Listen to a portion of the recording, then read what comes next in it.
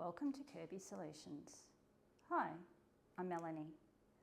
This video in our cybersecurity series explains why your business needs to take cybersecurity seriously and what can go wrong if you ignore it.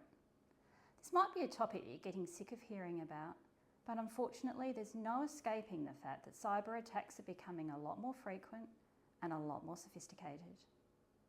According to the Australian Signals Directorate Annual Cyber Threat Report for the 2023-2024 financial year, calls to report cyber, the government cybersecurity hotline, were up by 12% to over 36,700, an average of 100 calls per day, and the average self-reported cost of cyber attacks to small businesses was $49,600, an increase of 8% from the previous year.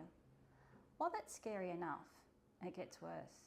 Business owners need to be aware that the latest legislation places increased obligations and penalties on businesses of all sizes.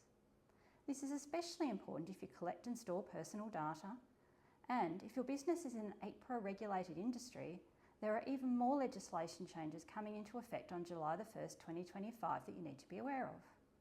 The risks of not putting basic security measures in place have never been higher.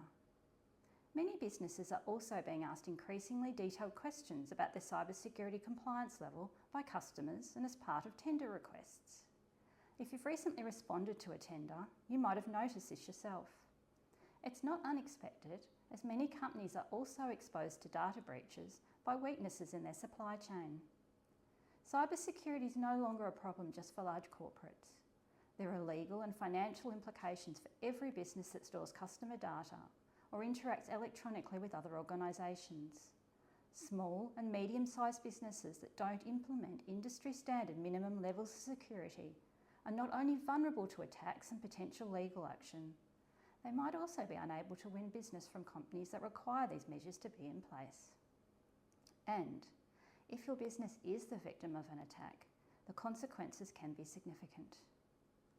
Depending on the business and the type of attack, these could include Privacy Act breaches following unauthorised publication of customer data, exposure to fraud from hackers substituting banking details on invoices or in emails, inability to access your IT systems for daily operations such as email, payroll and your website, costly ransomware attack, financial loss through one or more of the above, fines for breaching data protection laws, invalidating your insurance due to not meeting cybersecurity conditions in the fine print of your policy, the time and cost of providing mandatory information to the government and customers following a breach, brand and reputational damage, and the potential for litigation from customers for your data breaches.